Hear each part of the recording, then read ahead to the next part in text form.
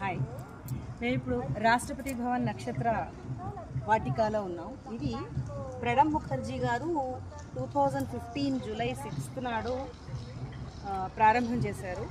ఒక్కొక్క నక్షత్రానికి సంబంధించిన దేవతా వృక్షం కూడా ఉంటాయి.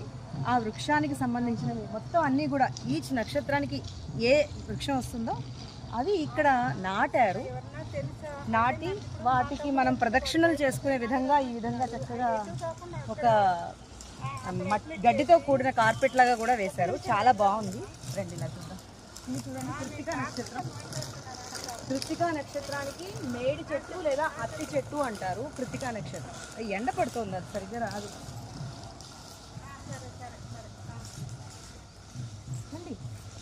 తొందరగా రోహిణి నక్షత్రానికి నేరేడు చెట్టు. సో ఇది నేరేడు చెట్టు 15 సంవత్సరం అంటే ఇప్పుడు 25 అంటే 10 ఏళ్లలో చెట్టు ఎంత బాగా ఎదిగిందో చూడండి.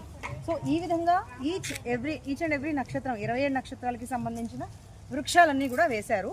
అలాగే వీటి మధ్యలో ఇంకొక రౌండ్ వచ్చింది. అవన్నీ కూడా గ్రహాలు అన్నమాట.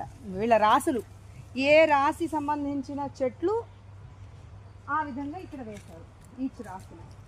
మళ్ళీ ఆ లోపలికి వెళ్తే ఇదిగో ఫర్ ఎగ్జాంపుల్